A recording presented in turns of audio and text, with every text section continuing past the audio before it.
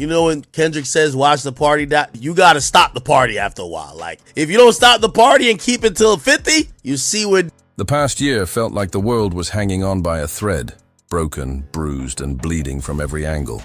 Whether it was politics, culture wars, or petitions tossed around like grenades. Division ran so deep that even music wasn't safe from the chaos. And then came the samurai of rap, Kendrick Lamar, the one voice who refused to be silent when the world needed sharp words the most. He warned that the party was over, and when Kendrick speaks, the industry trembles. On September 11th, 2024, Kendrick Lamar dropped a cryptic Instagram post that instantly sent shockwaves through hip-hop. A photo of two beaten-up black Air Force One sneakers appeared with no explanation, just a song attached. But this wasn't just any song.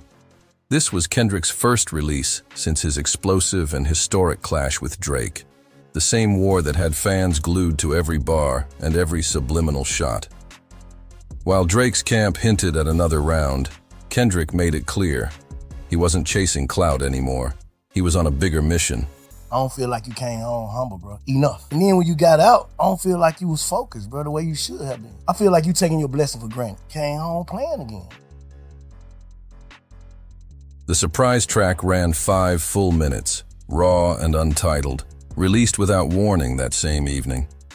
And those shoes? They weren't just props. They became the centerpiece of the mystery. Black Air Force Ones, the ultimate symbol of chaos and menace, turned into a cryptic calling card. Internet detectives worked overtime and traced the shoes back to an eBay seller in North Little Rock. Within hours, the $70 pair was snatched up, and the hype spread like wildfire across timelines, forums, and fan pages. Suddenly, everyone was asking, what message was Kendrick really sending with this eerie drop? The moment the internet cracked the code, everything flipped on its head. I just don't got my twin, bro. I don't got my friends, bro. I'm just fucked up, right? I'm fucked up, bro. The nigga who I be with every day, I don't got them no more, bro. I'm fucked up, bro. I don't know what to do, bro. Like, and I ain't lose no to a tragic or now. I lost to betrayal, bro. You signing that one piece of paper, signing your initials on this one piece of paper could get me a life sentence, man. I get a life sentence all this piece of paper you signed, bro. Damn. The couple who originally bought the shoes canceled the order immediately, then flipped the script by relisting them in an auction starting at a jaw-dropping $5,000. Righteous, I call you hip-hop Jesus because that's how people look at you. The plight that Kendrick seems to be fighting is now clearly aimed at people who he thinks are frauds. A lot of the industry, they're frauds. If you can't outmaneuver him, sometimes you gotta wait till he checkmates himself because you don't have the moves to beat him. Suddenly, those busted black Air Forces weren't just sneakers, they were relics of hip-hop history. And to make it even crazier, the owners claimed rights to the image itself, announcing plans to drop t-shirts with the infamous photo. This was a misstep for me. Not the song being whack, I don't think it's whack, but I think it's a misstep. The rapper who has been known as the we gonna be alright rapper, the guy who is for the culture, he spent an entire career standing on the right side of those fights, going against the establishment. But we've seen a different Kendrick Lamar this year. This is a Kendrick Lamar who, whether you want to admit it or not, this is a Kendrick Lamar who's moving off of self-admitted hatred. Not maybe as righteous as maybe you think. Just like that, a pair of scuffed kicks became a cultural artifact with its own price tag. At first, fans thought Kendrick's release was just another entry in his long catalog of cryptic, layered storytelling. I love when artists grit their teeth. You created this massive cultural award-winning anthem out of a battle rap song. My intent from day one was to always keep the nature of it as a sport. I think a lot of people was putting rap to the back and you didn't see that grit, you didn't see that bite anymore. It's not enough. But looking back a year later, that song hits different. It wasn't just music, it was prophecy. Kendrick wasn't rapping about a party in the club. He was talking about the entire culture, diagnosing its sickness and predicting the cracks that would split hip-hop and the world itself. And just like he warned, the next 12 months proved him right. The party didn't just cool down, it collapsed in front of our eyes. Empires began crumbling one by one. Titans like Diddy, Lil Durk, and Big U suddenly found themselves tied to massive RICO cases, staring down decades behind bars. What we're doing is using our brain to get out of the ghetto any way we can. So we tell these stories, and they tend to be violent because our world tends to be filled with violence. At the same time, young Thug shocked the world, beating his own Rico and walking free, only to set his sights on dismantling the one artist prospering under his label. Get it back in blood. Get it back in blood. Meanwhile, Gunna stopped moving like a superstar and started moving like a street politician, throwing shade at nearly everyone he'd ever collaborated with. The backlash fractured Atlanta's once united trap scene, creating chaos where loyalty used to live. And in the middle of it all, Thug himself started to unravel, breaking down under the weight of the war he had unleashed. But the collapse wasn't just about a few artists catching heat. It was an avalanche of stars exposing themselves when the pressure got real. They used to say it, but you also mentioned a song. They be like, they be saying Sly Favon, I think they trolling me. Yo, by the way, that song is fire, I ain't gonna lie. For some reason, I just don't see them comments no more. For some odd reason. Might be the water. You be seeing them comments a lot? They kind of chilled out. I don't know why. Over the past year, masks came off, and the true faces of hip-hop's biggest names were revealed for the world to judge. Kanye West spiraled through multiple Twitter meltdowns, burning bridges and isolating himself from the same world that once worshipped him. Each post felt like another nail in the coffin of the legend who once claimed he couldn't be touched, and it didn't stop there. DJ Academics, called out directly by Kendrick Lamar during his war with Drake, went from media mouthpiece to messy headline himself. Instead of just reporting drama, he became part of it, caught on blast for pushing propaganda and moving in highly inappropriate ways when he thought nobody was looking. His credibility took hit after hit, proving Kendrick wasn't lying when he dragged his name into the battle. Even veterans weren't safe. Lil Wayne tried to slide back into the spotlight, taking subtle jabs at Kendrick's shine, especially when Kendrick was overlooked for the Super Bowl halftime stage. Wayne's attempts to downplay K-Dot's accomplishments only added fuel to debates, and later in the year, the culture got to decide if Kendrick really earned that crown. Meanwhile, Pusha T found himself fighting his own label, silenced over content they didn't want released, before finally breaking free to speak his truth. And the censorship didn't end there. Law Brianna, in an unprecedented move, tried to gag Kendrick's influence through legal filings tied directly to their feud. It was a chilling reminder of just how far the industry and its insiders would go to keep power from slipping away. But this division wasn't just in the booth, it spilled out everywhere. Outside the studio, America fractured even harder. Trump clawed his way back to the presidency, stoking an already boiling political climate. The country hit violent breaking points, with shocking flash moments like the Charlie Kirk assassination attempt shaking the nation. Every headline, every scandal mirrored the prophecy Kendrick dropped a year earlier. The death of unity, the collapse of an era, and the hard line between artists chasing substance versus a culture addicted to spectacle. Watch the Party Die wasn't just another track. It was a chilling manifesto, a warning shot fired straight into the heart of hip-hop and society itself. Kendrick might not have known every detail of what was coming, but somehow, he saw the collapse before anyone else dared to admit it. His message was brutal. It's time to watch the party die. He spit. This stuff got too wicked to apologize. It's different. Get him whacked and disqualified. We even kill the killers because they like taking innocent lives. Burn the whole village. We start over. It's really that time. That wasn't just rap. It was prophecy dressed as poetry. From the opening bars, it was obvious. Kendrick wasn't aiming to play nice after his war with Drake. He wasn't interested in patching things up or offering apologies. He wanted to torch the old system, burn down the entire village, and rebuild hip-hop from the ashes. The gloves were off, and the reset button had been smashed. No more fake unity, no more false idols. It almost felt like he was speaking directly about his own mission when he stepped up to battle Drake only months earlier. That clash wasn't to just two rappers trading bars. It was Kendrick-ass declaration of war against an industry built on spectacle instead of substance. And make no mistake, he walked away from that fight not just as a winner, but as the architect of a new era. Surprised to see you on Kendrick's album, but what's that relationship been like, kind of collabing with him? Me and Kendrick, we got a lot of little things in common that people probably won't understand. Both of us, we Geminis. Me and him, we could talk, and he understand me beyond and what the internet theories, it's like he got a different perception of me. He ain't count. Like he say we gonna do something, we do it. No, Kendrick from the streets for real too. Oh, that boy, I got a lot of love for him. Later, Kendrick confirmed it himself in an interview, explaining his reasoning for going after one of hip-hop's biggest powerhouses. He wasn't chasing clout or headlines. He wanted to bring the spirit of raw competition back to the culture. "I love when artists sink their teeth into it," he said, daring others to rise to the challenge. But then he dropped the question that still echoes today: what are you competing for? That wasn't a throwaway line. It was Kendrick demanding accountability from an entire industry that had lost its soul. Exactly.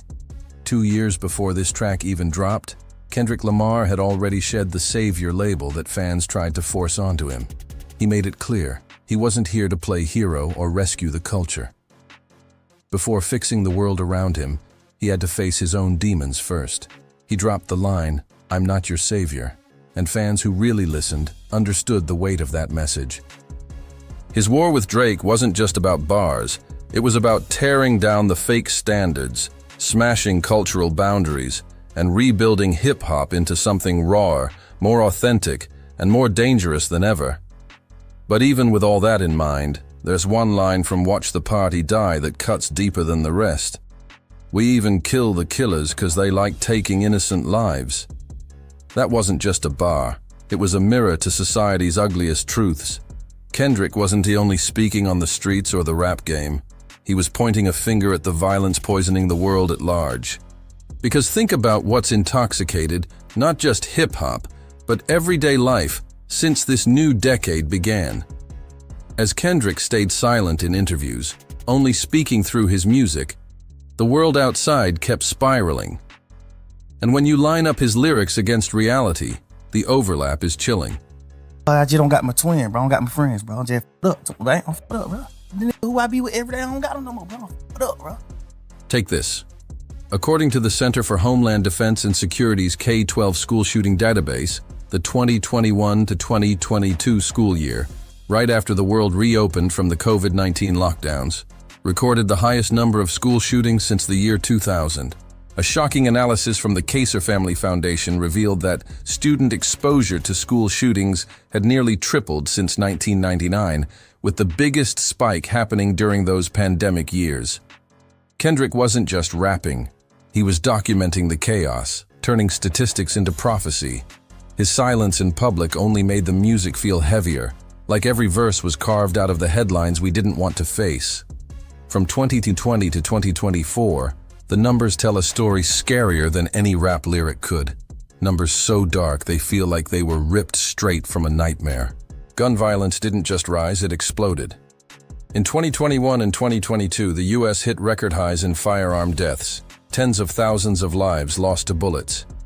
By 2023, the official count hit 46,728 firearm-related deaths, a number so staggering it shook the nation. And yet that wasn't even the highest total ever recorded. The bloodshed just kept climbing, and the cycle of violence became impossible to ignore. And hip-hop reflected it all like a mirror to the madness. One of the biggest anthems of 2021, Back in Blood, was practically a war cry about seeking revenge on your enemies. Lil Durk was previewing the track when he got the devastating news. His childhood friend and longtime collaborator, King Von, had been gunned down in the streets. That tragedy etched itself into the DNA of the song, turning a hit record into a chilling reminder of how closely art and violence walk together. But the curse didn't stop there. Back in Blood's very own artist, Pooh Shiesty, has been locked up since 2022, serving time on a federal firearms conspiracy charge. That hurt a lot. You know what I'm talking about, it hurt a whole lot.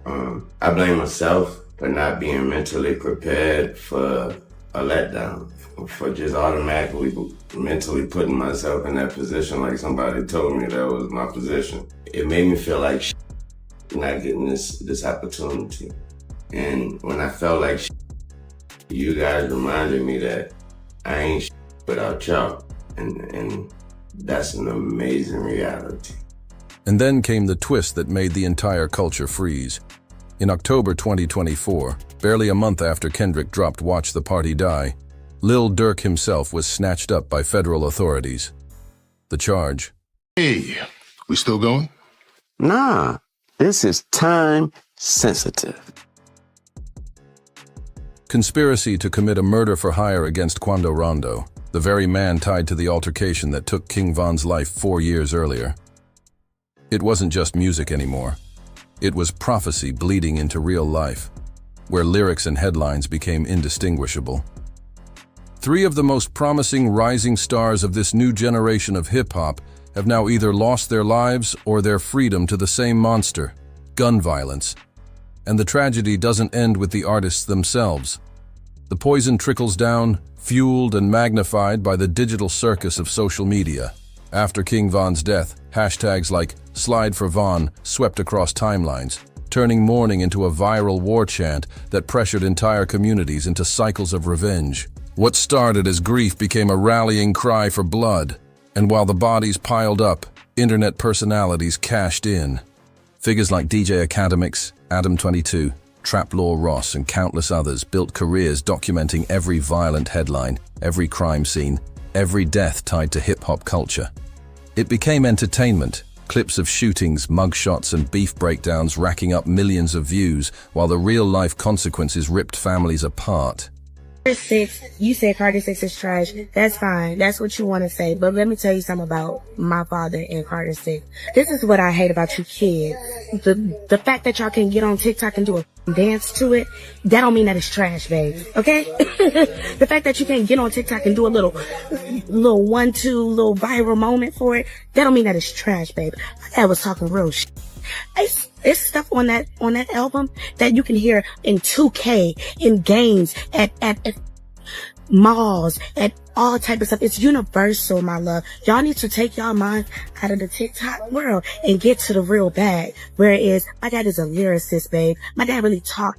So if you can't understand it, please move silent like the GM lasagna and get out of here. Thanks.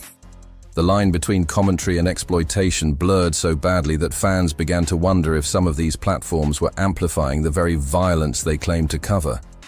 Drake needs to learn from Diddy and Jay, because Drake is like 38 now. And you know when Kendrick says watch the party die, you gotta stop the party after a while. Like, if you don't stop the party and keep it till 50, you see where Diddy's at. At some point, we ain't saying get married and have kids, but just exit stage left. I'm gonna catch you later.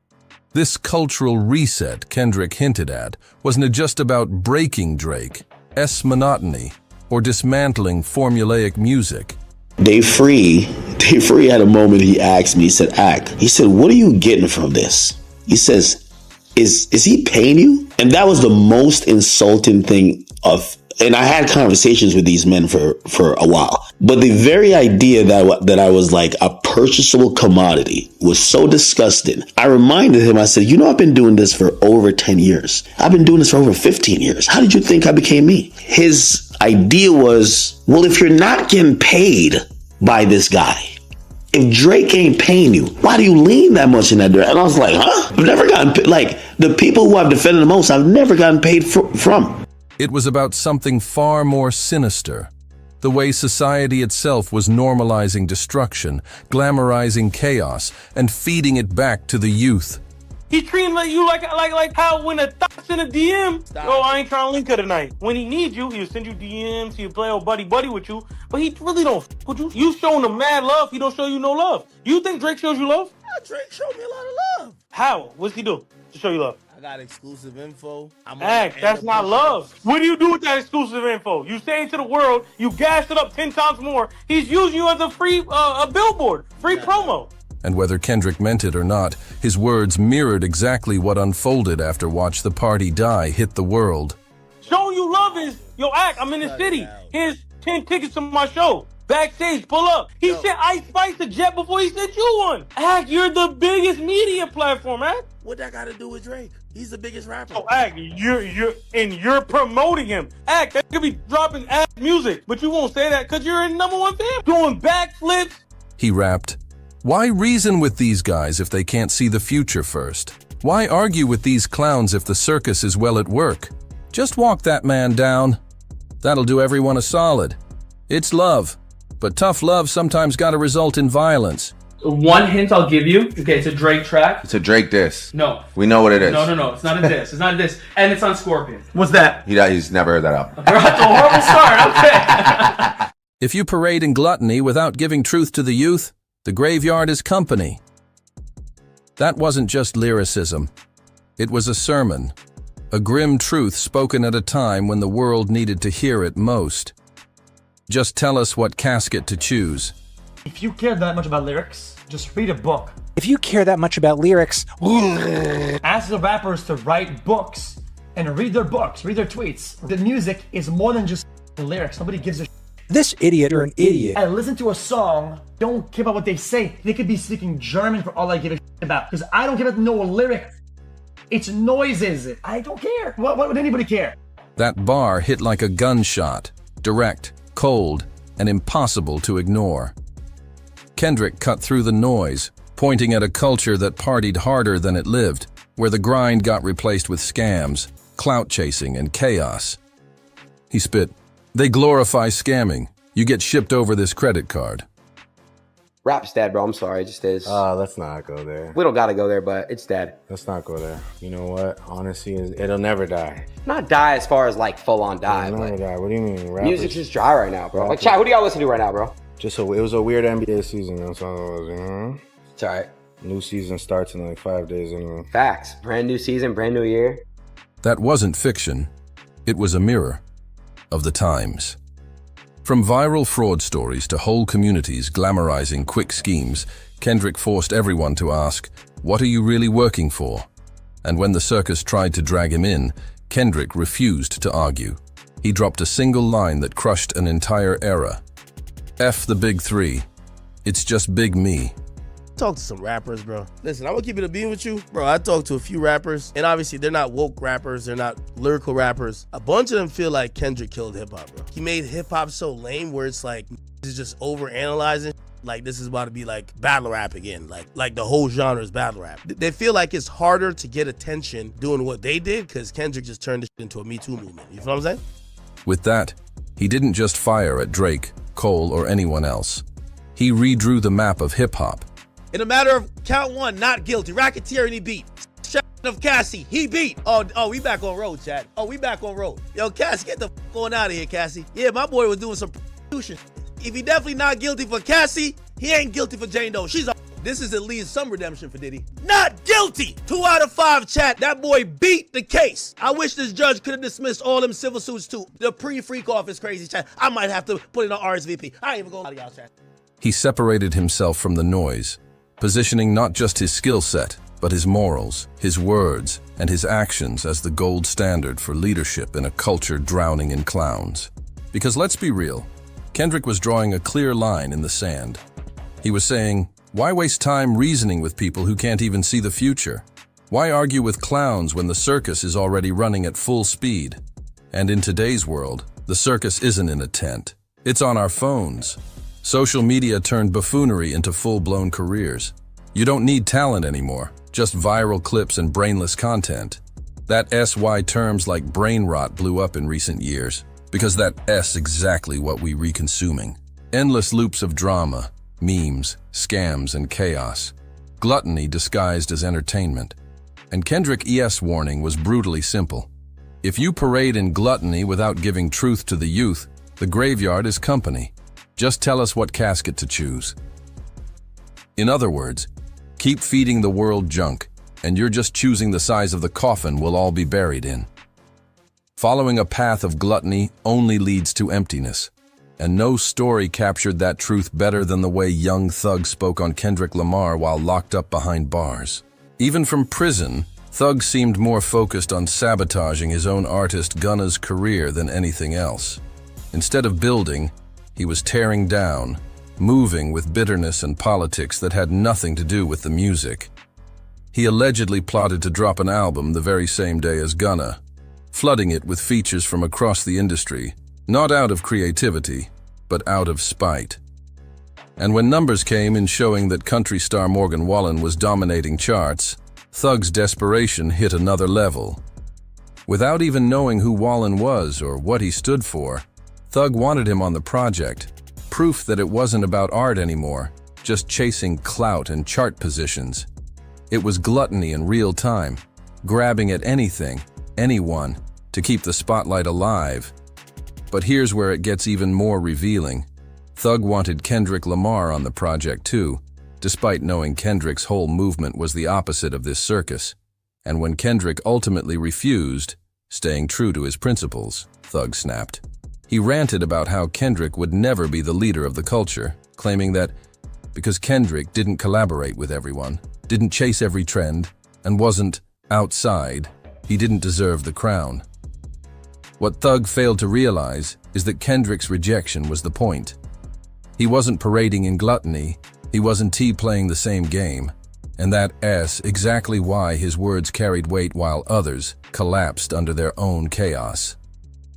Kendrick isn't the type to parade rappers around just to keep his name hot in the streets the way Drake does, lining up Lil Baby, 21 Savage, Moneybagg Yo, Young Thug, and whoever else is buzzing at the time. Kendrick plays a completely different game, and his strategy exposes the gulf between him and every other so-called leader in hip-hop. Yes, Kendrick has put artists on, but the way he does it is surgical, purposeful, and always tied back to his bigger vision. Take Mr. Morale and the Big Steppers. Instead of tossing out random features to chase streams, Kendrick placed artists like Kodak Black in moments that carried weight. Kodak wasn't just another verse. He was strategically positioned, even given an interlude, to document his rise, his struggles, and how cycles of pain and oppression can mold someone into a flawed but evolving human being. Kendrick turned Kodak alias voice into a living example of what generational trauma looks like. And in doing so, he gave truth to the youth, even if it came through a lens most people labeled too raw, too negative, too violent. That's what separates him. Kendrick isn't scrambling to stay trending or to flood the timeline with fast food music. He doesn't chase every viral moment, every collab, every TikTok-ready hook.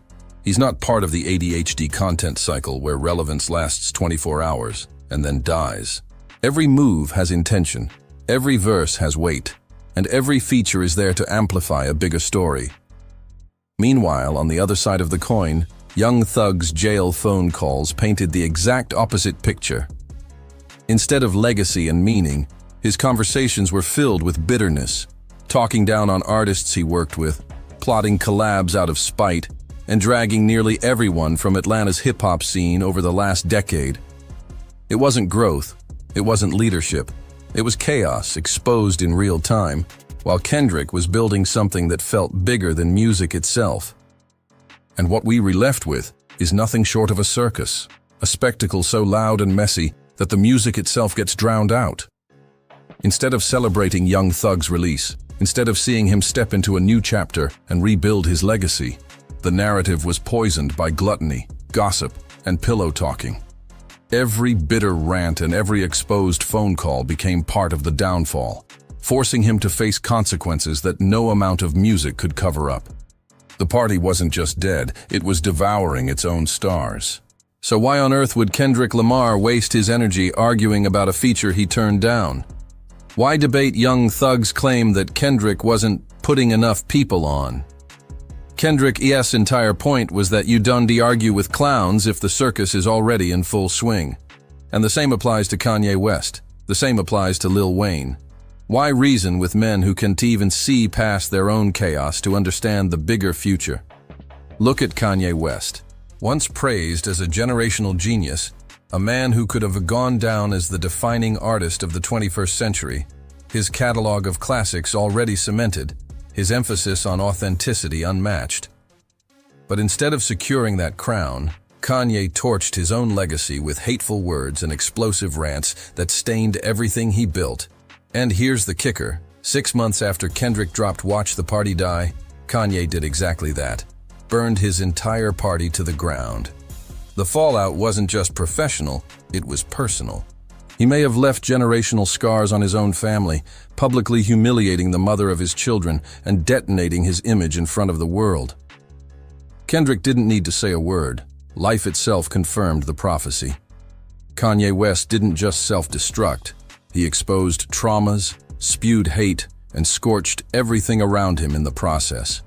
He publicly aired disturbing childhood memories, praised the Mustache Man in ways that shocked the globe, and even dragged Jay-Z and Beyoncé's children with demeaning slurs that crossed every possible line.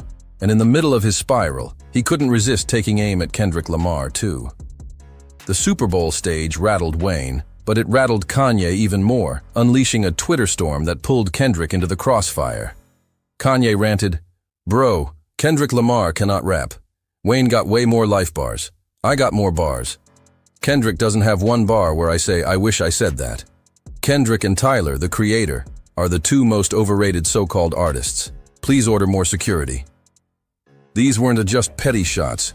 They were desperate cries from a man trying to tear others down while his own empire crumbled. He even mocked Kendrick's stature in hip-hop, saying, "King of the West Coast, but never king of the world." He never was. He's a good kid from a mad city, but Lucy and Grange went too far with this Kendrick stuff. Kanye blamed industry execs, accusing them of inflating Kendrick's legacy, claiming, "Y'all dumb industry plants ruined the King of the Underground album. With that rap tone all over the place, Playboy Cardi made my favorite music until I heard Kendrick on it." And he didn't stop there. He called Kendrick a pawn, alleging that his success was manufactured, dismissing him entirely. But Kendrick never needed to respond, because Kanye's words exposed more about himself than anyone else. Kendrick's silence turned into power, while Kanye's jealousy and paranoia laid bare his insecurities for the world to dissect. This is what Kendrick meant when he asked, "Why argue with clowns if the circus is already in motion?" The last few years have proven it. When the mask slips, envy, fear, and desperation always reveal the truth. Now let us talk about Lil Wayne, because just days before Kendrick Lamar's Watch the Party Die shook the world, the NFL announced Kendrick as the headliner for the 2025 Super Bowl halftime show in New Orleans. This should have been a moment of unity, a celebration of one of hip-hop's sharpest lyricists taking the biggest stage in the world. But instead of congratulating Kendrick or staying silent, Wayne reacted like the slot had been stolen right out of his hands. He hopped on Instagram with cryptic posts that made it clear he felt robbed, bitter, and destroyed over not being chosen. But the drama didn't stop with one salty post. Wayne turned his bitterness into a month-long spectacle, hijacking his long-awaited Thaw Carter 6 rollout, his first album in 5 years, and the 6th chapter in one of the most legendary series in hip-hop history. Instead of focusing on the music, he made the entire rollout about how he was snubbed by the Super Bowl committee. Every move, every teaser, every headline, Wayne kept circling back to the same grievance, and the pettiness reached another level with his announcement stunt.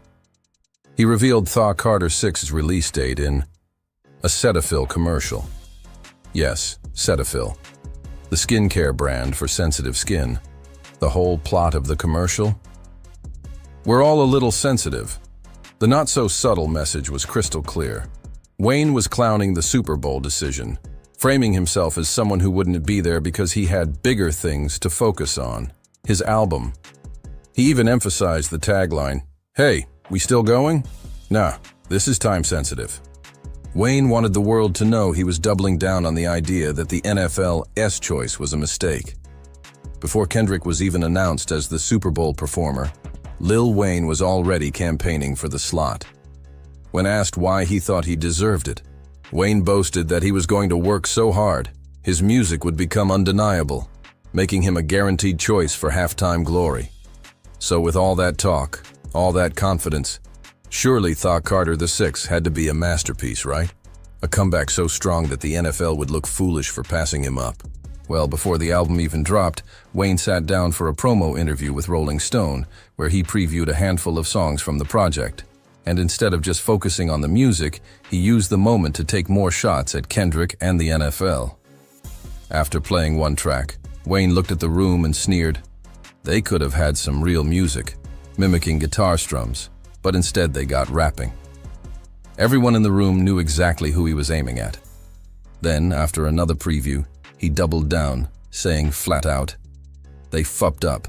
The entire narrative around the Carter 6 became less about Wayne-esque music and more about Wayne-esque bitterness. He couldn't let go of the idea that the Super Bowl chose Kendrick over him, so he built his rollout around it, almost daring fans and critics to believe his album was the real music the NFL had supposedly missed out on. But here's the twist. After all the boasting, all the shade, all the claims that his music was undeniable, Wayne finally released the Carter 6 in June 2025. And it wasn't the groundbreaking moment he promised. In fact, the most talked about track on the entire project wasn't a lyrical masterpiece at all. It was a song called Elephant Sounds. And instead of being praised for its genius, the internet clowned it, turning it into a meme more than a cultural moment. Wayne's Carter 6 backlash got so bad that his own daughter had to jump online and defend the quality of her father's music. Imagine that. One of hip-hop's biggest legends having his rollout collapse so badly that family had to step in to protect his legacy from becoming a meme. And in that moment, the question practically asked itself, what purpose would it have served Kendrick Lamar to respond to any of this circus? None. The truth always reveals itself. When bitterness runs the show, insecurities eventually spill out for the world to see. But Kendrick and Ass bars weren't just aimed at artists exposing their own flaws. They were about the lifestyle itself. Because sooner or later, the life you live will catch up to you. If you parade in gluttony without giving truth to the youth, the graveyard is company. Just tell us what casket to choose. That wasn't metaphor anymore. It became reality. Just days after Kendrick dropped Watch the Party Die, headlines broke about Diddy's infamous parties collapsing into scandal. The party literally died. And the timing was almost eerie, as if Kendrick had summoned it. For decades, Diddy stood as one of the most influential moguls in hip-hop history, the man who pushed the culture into mainstream global dominance like no one before him. But the same empire that lifted him up also became the very thing that dragged him down. Accusations, lawsuits, betrayals. The empire crumbled under the weight of excess and indulgence. What once looked untouchable suddenly looked fragile. And when the smoke cleared, Diddy stood isolated. A cautionary tale of what happens when power, vanity, and gluttony consume a man. Kendrick's warning wasn't just rap. It was prophecy, a dark mirror held up to Hollywood and the music industry at large. Everything you build can vanish the moment the lifestyle swallows you whole. At a moment's notice, the curtain was yanked back, exposing some of the darkest, most disturbing stories the culture had ever seen. From the horrifying abuse allegations Cassie endured at the hands of Diddy, to whispers of him allegedly torching Kid Cudi's car, to the notorious freak-offs that made headlines and shook the industry, suddenly the glitz and glamour of Hollywood revealed its rotten core. The scandals grew so intense that even DJ Academics, someone known for thriving off controversy, warned Drake to chill out and stop living that same reckless Hollywood lifestyle. He told Drake to take the advice Kendrick Lamar had already laid out in Watch the Party Die. And speaking of Academics, Kendrick seemed to have predicted his role in all of this with bars that cut right through. Influencers talk down, 'cause I am not with the basic stuff, but they don't hate me. They hate the man that I represent, the type of man that would never deride for a favor, the type of man that resides in patience long before this beef. Kendrick wasn't just talking to Drake. He was calling out the mouthpieces, the so-called tastemakers who built their platforms off propaganda and clout chasing. Because ever since the beef erupted, Academics has shown his true colors. Was all his posturing just about securing favors from Drake? Was his relentless defense of OVO a loyalty move? Or was it about chasing a paycheck? His platform became propaganda central, especially through his alt account, Academics TV. where his minions churned out anti-Kendrick posts daily, so disrespectful and shameless that fans began calling it outright obsession. And the irony? When Academics himself actually showed up at one of Kendrick's concerts, all that digital bark turned into awkward silence. The same man who spent months clowning, disrespecting, and demeaning Kendrick online suddenly looked small in the flesh, face to face with the very artist whose prophecy he had mocked. Kendrick's camp wasn't about to let DJ Academics slide. Word is, his people pressed him directly, demanding answers about the hate-fueled rhetoric plastered all over his platforms. They asked the question fans were already whispering. Was it Drake himself feeding Academics the propaganda? Was OVO pulling the strings, paying Ake to do the dirty work while Drake stayed clean in public? And if so, what was the payout? What exactly had Drake ever given him in return for the endless attacks on Kendrick and other rappers? Because here's the reality. Whether Academics saw Drake as a friend, a mentor, or simply a pipeline of exclusives, the lesson became clear after Watch the Party Die. Nobody in this industry is dying for you.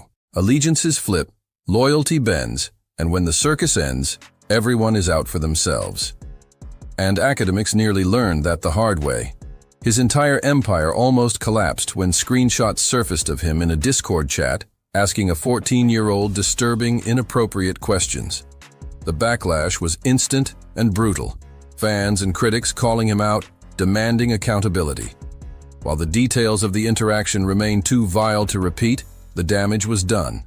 His credibility was shredded, exposing the shaky moral compass at the core of his empire. Yet despite that, Academics doubled down on his role as Drake's #1 cheerleader. He built his brand around defending OVO at all costs, even when Drake rarely acknowledged him publicly. Drake tossed him breadcrumbs, occasional exclusives, inside info, little leaks that let Academics post first and claim clout. And in Ac's mind, that was enough. He called it a perk, but everyone else saw it for what it was: dependency. A grown man willing to risk his platform, his reputation, even his legacy, just to be Drake's unofficial spokesman. The wildest part? Half the so-called exclusive info Drake feeds Academics isn't even real. It is smoke and mirrors designed to manipulate the media narrative. Academics parrots it, his followers amplify it, and suddenly, the lie becomes the headline. And just like that, Ac has become one of Drake's loudest megaphones, even if it means torching his own credibility in the process. But the impact has stretched far beyond Academics. In doing this, he's carved a dangerous divide within hip-hop and internet culture as a whole. On one side, you've got legacy media, journalists who've spent years documenting the culture, building reputations, and holding artists accountable. On the other, new media, streamers, podcasters, and personalities who trade depth for clicks, drama, and viral moments. Academics positioned himself right in the middle, and Drake has only fueled that divide further. Drake went as far as dissing respected hip-hop journalists like Rob Markman, dismissing their accomplishments as irrelevant. Instead, he ran to platforms like Bobby Altoff's podcast, where he mocked loser story journalists, claiming they don't even deserve an interview. That wasn't just shade. It was a full-on dismissal of the very people who helped build his career's narrative in the first place. And instead of sitting down with the culture's historians, Drake has championed a new wave of media faces. Streamers like Kai Cenat, XQC, and Aiden Ross. The problem? Many of these figures don't even study his music. Some openly admit that lyrics in hip-hop aren't a priority to them at all. Yet these are the voices Drake has chosen to legitimize, the ones he wants carrying the torch into the next era. So what does that mean? It means Drake has cut ties with the old guard, replacing seasoned journalists with internet clowns who prioritize clout over craft. And in the process, he's reshaping how hip-hop gets covered, trading substance for spectacle, exactly what Kendrick warned about in Watch the Party Die. We've now seen the actions, the words, and the propaganda from all three of these characters in real time. XQC may not even know Drake's music, but Aiden Ross and DJ Academics? They've been loud megaphones pushing Drake's agenda non-stop since the day Watch the Party Die hit the world. They've carried his narrative, defended his every move, and painted Kendrick as the villain, even as the cracks in their own credibility started to show. And this is exactly where Kendrick's bars hit hardest. Influencers talk down, 'cause I'm not with the basic stuff, but they don't hate me. They hate the man that I represent. The type of man that never derides 'cause I want a favor. The type of man that resides in patience. That wasn't just a clever line. It was a declaration. Kendrick was drawing the line between men who sell out for clout and favors and men who stand firm on principle no matter the cost. But academics couldn't resist making it about himself. Over the last few months, he pushed the bold claim that Kendrick's rap battle against Drake didn't just shake the culture. It temporarily killed hip-hop altogether. He told his rapper friends that Kendrick shifted the climate so drastically that the game became all about bars, disses, and lyrical warfare. And in that environment, academics said, it's nearly impossible for other rappers to drop projects and actually find an audience. The irony? Academics is complaining about exactly what Kendrick demanded: a return to competition, a reset of the culture away from the endless cycle of fast food mixtapes and disposable albums. For years, the industry flooded listeners with project after project, week after week, each one with a lifespan shorter than a trending TikTok clip. That was the gluttony Kendrick warned about, the circus of quantity over quality. And now, because that machine slowed down, academics and Aiden Ross feel bold enough to scream, "Rap is dead." When in reality, Kendrick forced the culture to look in the mirror, and some people just didn't like what they saw. That same formula that once dominated the game, playlist-style albums stuffed with bloated track lists, party records, TikTok-ready hooks, and no real depth, ran hip-hop for nearly a decade. But the formula doesn't work anymore. Listeners are burned out. They're searching for something bigger, something with substance. And that shift, it might be thanks to the standard Kendrick Lamar set with his battle, with Watch the Party Die, with his demand to bring competition back into the culture. But here's the thing. Academics doesn't hate Kendrick because he killed hip-hop. He hates Kendrick because of what he represents. Kendrick isn't chasing clout, he isn't pandering for cosigns, and he isn't addicted to the circus of streaming numbers. He stands for patience, intention, and artistry, values that strip away the foundation of personalities like academics and Aiden Ross. The death of the party means the death of their influence. That's why they're bitter. That's why they're loud. And the most chilling part? Every lyric Kendrick spit on Watch the Party Die came before academics and Aiden ever started whining about hip-hop being dead. He already called it. Influencers talk down because he's not with the basic stuff. And what's the basic stuff? It's the empty music cycle, the gluttony of disposable content, the very machine that's collapsing right in front of us. When academics got exposed for that vile Discord interaction with a 14-year-old, his empire cracked. Twitch banned him, YouTube went quiet as he took weeks off, and suddenly the loudest voice in Drake's corner was silenced. The same man who called rap dead was now on life support himself. The circus had turned on its own clown, just like Kendrick warned it would. When academics finally crawled back from his hiatus, the impact wasn't the same. His views dropped, hate comments flooded his page, and the audience that once hung on his every word suddenly turned on him. The empire he had built off gossip, clout, and Drake's shadow was crumbling. And how did he try to recover? By focusing on hip-hop itself? Not at all.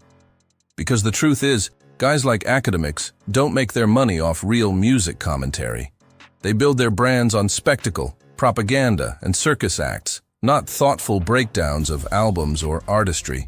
That's why when the Clips dropped their long-awaited project, academics had nothing to say. When Joey Bada and West Coast rappers sparked a fresh lyrical beef, he stayed quiet. Even when Kendrick Lamar dropped GNX, a cultural earthquake in itself, academics barely spoke on it. Why? Because it didn't fit his formula. There wasn't enough scandal, enough chaos, enough circus energy to feed his machine. So what actually brought him back into the spotlight after almost getting canceled over that disgusting Discord incident? It wasn't Drake, the man he'd spent years defending, co-signing, and pushing propaganda for. When Ac's brand was on life support, Drake didn't lift a finger to save him. Instead, the unlikely lifeline came from someone else. Someone who has been both obsessed with and hypercritical of Drake for years. Another clown in this 2025 circus, Kanye West. At the height of his social media implosion, Kanye called on academics to be his voice, to broadcast his raw thoughts, rants, and unstable outbursts to the world. And academics jumped at the opportunity. Because if there's one thing he knows how to represent, it's chaos. Kanye AS Clown Show gave academics exactly what he needed. A new spectacle to anchor his brand around, even if it meant amplifying instability for clicks. Controversy, clickbait, sensationalism, propaganda, and above all, gluttony. That's the recipe academics has thrived on. And it's exactly what fueled his so-called comeback. The irony? None of it had anything to do with real hip-hop. His second big boost back into relevancy didn't come from reviewing albums, breaking down bars, or celebrating artistry. Instead, it came from capitalizing on chaos, the kind of chaos that makes headlines, not history. During the explosive Diddy trial, academics went all in. Hour after hour, day after day, he covered every twist, every rumor, every accusation. His entire platform turned into a courtroom circus, documenting what Kendrick already described as the death of the party. And while the culture debated the fallout of one of hip-hop's biggest moguls, academics was celebrating the clicks. When Diddy walked away with what many felt was nothing more than a slap on the wrist, Ac was practically giddy. It wasn't justice that mattered to him, it was engagement, numbers, views, content. And then Kendrick's words landed like a dagger. I feel for the women that deal with the clown and nerd stuff. Can't blame them today. They ain't really got much to work with. How? Many women harder than a lot of you guys. I would trade all of you for Nip. I can't be proud of you guys. That bar alone stood as the perfect antithesis to academics' reaction, where Kendrick offered empathy, pain, and respect. Ac offered smirks and streams. Where Kendrick called out the weakness of men clinging to chaos, Ac embodied it. This is why they hate Kendrick Lamar, not because he killed hip-hop, but because he refuses to feed the circus. He is not with the basic stuff, and that rejection exposes the entire business model of personalities like academics for exactly what it is. Kendrick refused to step into the circus. He didn't waste energy adding fuel to the clown show we have been forced to watch unravel for the past 12 months. While the industry burned, he stayed silent, speaking only through his music, his performances, and his art. And that's exactly what they hate. They don't hate Kendrick the man. They hate the man he represents. He's the embodiment of everything the circus can't corrupt. I've said this before, and it's never been clearer. When OVO loyalists flood Twitter, ranting about conspiracies, crying about Drake suing labels, or spreading rumors about Kendrick running bots, it's never really about Kendrick. It's about the insecurity of knowing Drake can't be what Kendrick is.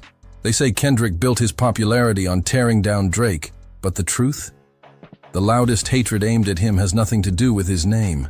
It has everything to do with what he stands for, everything Drake doesn't. Because let's be honest, do you think Drake's fans wanted this? To watch their idol spiral into a run of some of the weakest, most uninspired music of his career?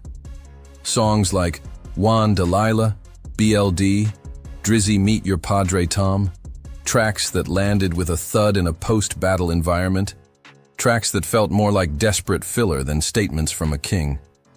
This wasn't the legacy they signed up to defend. Yet Kendrick's silence made every flop louder, every misstep more embarrassing, every excuse more hollow. That's why the hate burns so hot. It isn't really about dissing Kendrick.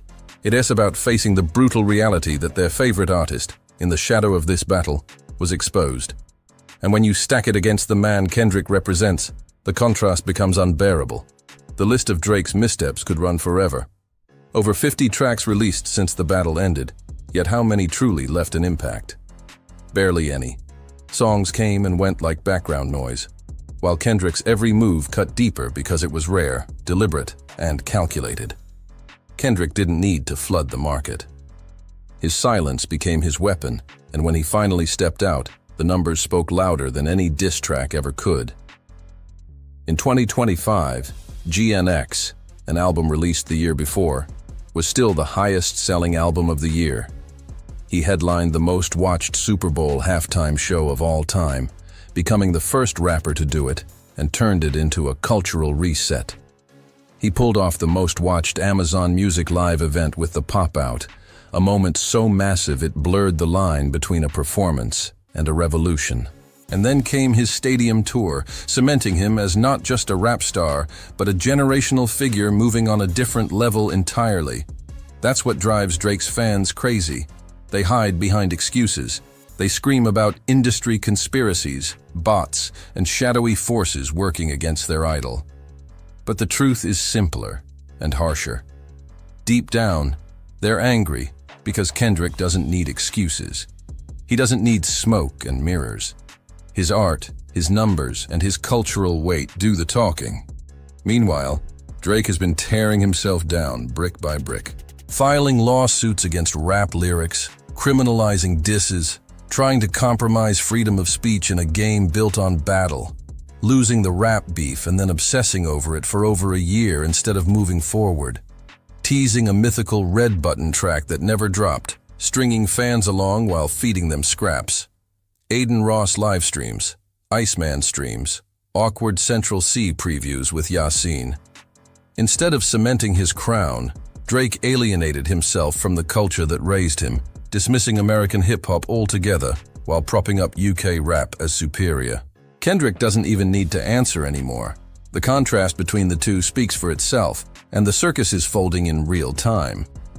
Meanwhile, Drake has been spiraling into antics, obsessing over buying so-called American hip-hop artifacts just to flex on Kendrick, hoping the spectacle would shift attention back in his favor. But then the bombshell dropped.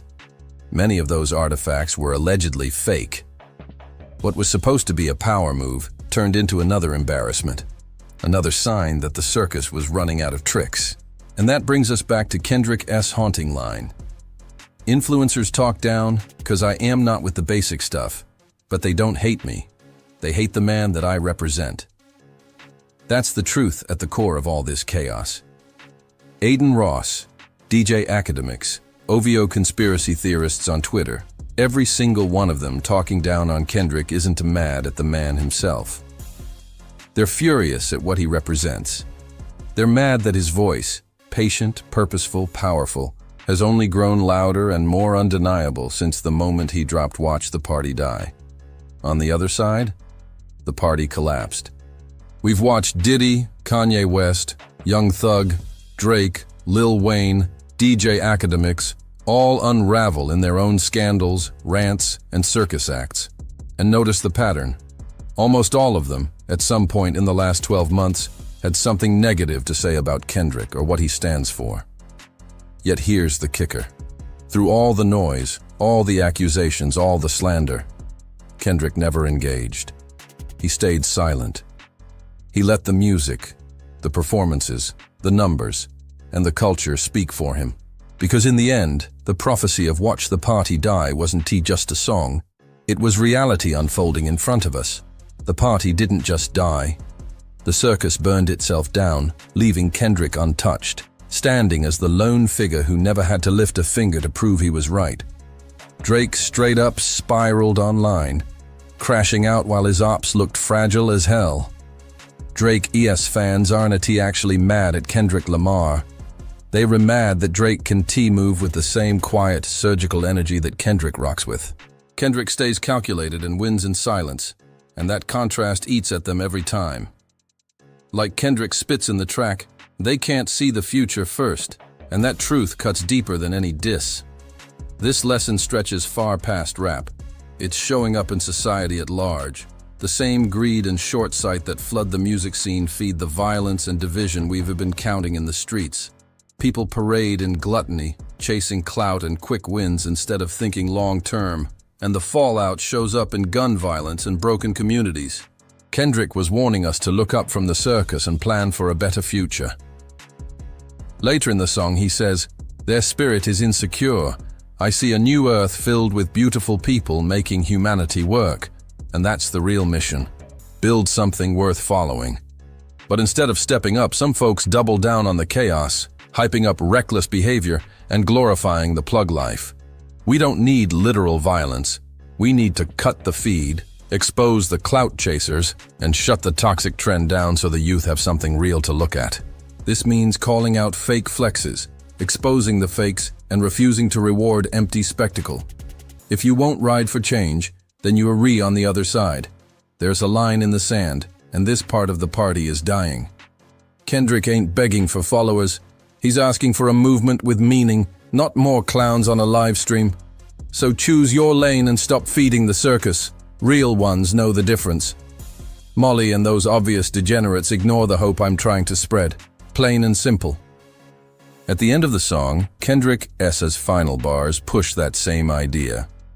Everything messed up needs to be burned down and rebuilt, spoken as a metaphor to clear space for something real. Everything wrong with hip-hop, everything rotten in society, and all the toxic noise of internet culture need a reset so something better can rise from the ruins. It has to be demolished, not for chaos but for construction and repair. A new leader has to step up, set a harder standard, and actually show the youth what matters again. My guy Jay Estrada said straight, "I gotta burn it down to build it up." And that hit because sometimes a system is so rotten you can't fix it with band-aids. This isn't a call for real-world violence. It's a call to tear out the bad wiring and rebuild with truth, discipline, and purpose. Because today the party just died, and Kendrick reminded the world he's not the savior. He's got work on himself before he'll try to fix everything else. He says folks wonder why he's not hyped to drop nonstop, and that silence is deliberate. Being visible tests your spirit, and Kendrick chose patience and calculation over chasing clout while the circus screamed for drama. When the party collapses, people lose everything, and the vultures swarm the mess. Everyone gets incentivized to sell their agenda as the right side, and you see that in politics, media, and music alike. This beef exposed the split, one camp chasing spectacle, the other pushing for meaning. If you want real change, stop feeding the circus and start rebuilding, brick by brick, with honesty and standards the youth can actually follow. Lamar wanted the world to see the difference, plain and loud.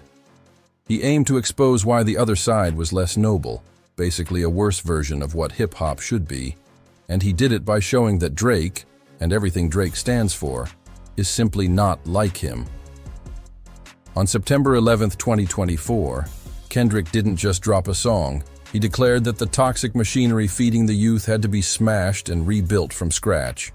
The party had to be killed off as a culture, not as a threat, but as a rotten system that kept kids choking on nonsense. And that's where the real war lives, the spiritual hustle behind the headlines. Folks like academics and certain streamers, and yes, people in Drake's orbit, have serious incentives to keep that party alive because it fills pockets and powers platforms. Starting a spiritual revolution ain't easy. It messes with the money flow and the clout economy, and that's why the noise gets loud when someone actually tries to change the game. Kendrick spells it out.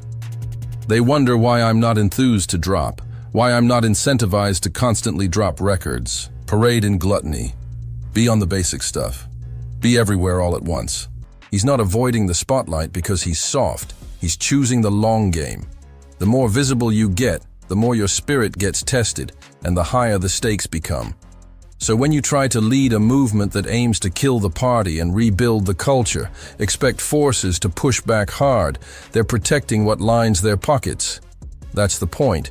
Kendrick isn't fighting for followers or headlines. He's trying to reset the culture's compass. And the more he stays focused and patient, the clearer the contrast becomes between empty spectacle and something real that can last for generations.